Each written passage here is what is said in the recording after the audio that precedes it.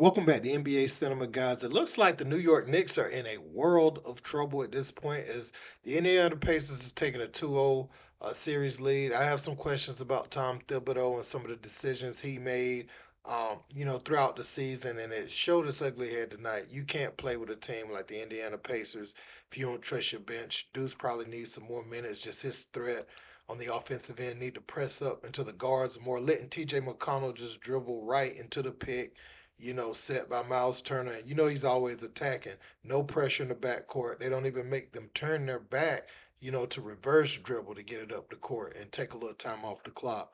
So, I don't understand what's going on there. You just letting guys walk up. You're playing drop coverage. But hey, it is what it is. The Indiana Pacers, Pascal Siakam did his thing. Been a fan of how he has that offensive repertoire since his days in Toronto. But we're going to get into what Stephen A. Smith had to say. Looked like he was about to cry. Let's check it out. I'm trying to keep my cool. There's always hope. But I don't understand for the life of me how in the hell Tom Thibodeau has Cat playing just 28 minutes. He's going to try to tell us it was defense. But with Mitchell Robinson on the court, the deficit increased. Jalen Brunson, that shot near the end of regulation, don't know what that was about.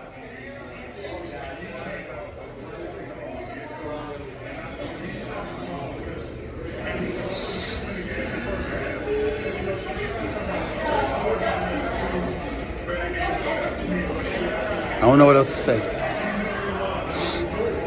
I mean, I do know what to say. I don't want to. I don't want to. I don't know what Tibbs was doing tonight. I have no clue. I have no idea.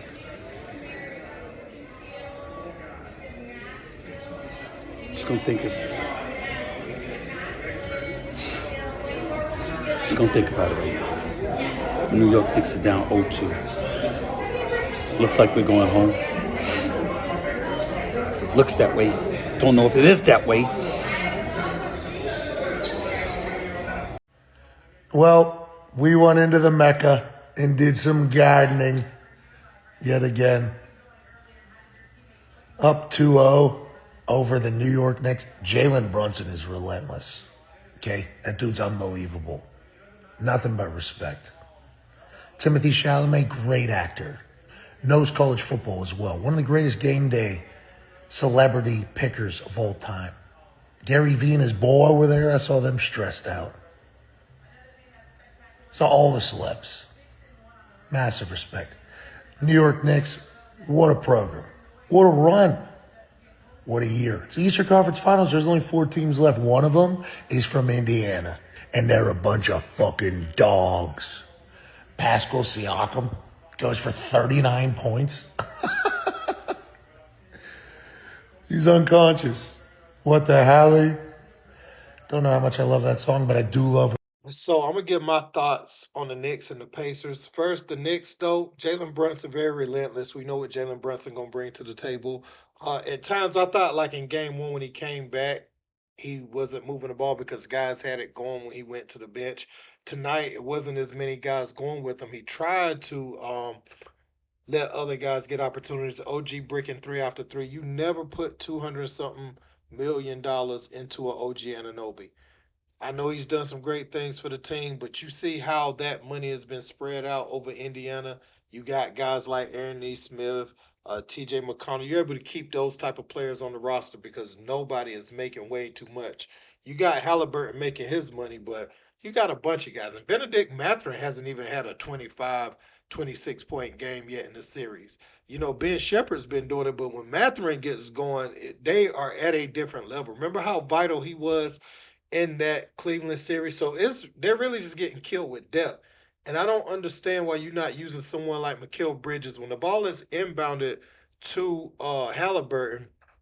At least make 2 of the guys have to screen in the backcourt. That way it's only, a couple people up the court. Make them get up into him. Make him have to dribble past some defenders in the backcourt. I don't understand it because they're doing that to Brunson. They're tiring him out. And but they're just allowing McConnell and Halliburton to push the ball up unpressured, and you can't do that with someone with Halliburton's size, his vision, his feel for the game, because he's going to pick you apart. You have to impair his vision somewhat. Um, and Indiana, everybody they came in. This was a business trip. Miles Turner has been locked in. He was locked in early in game one. Made some big shots tonight.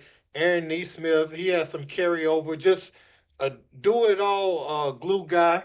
And you know, if they were to match up with OKC, him and Dort and those type of matchups, even though they won't be guarding each other, um, I do think OKC is a little too much for them.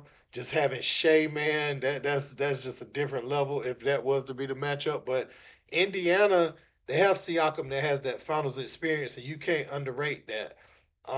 And funny enough, the person that the Knicks probably missed the most, that Isaiah Hartenstein floater in key moments of the game, where Jalen Brunson could hit him with that pocket pass.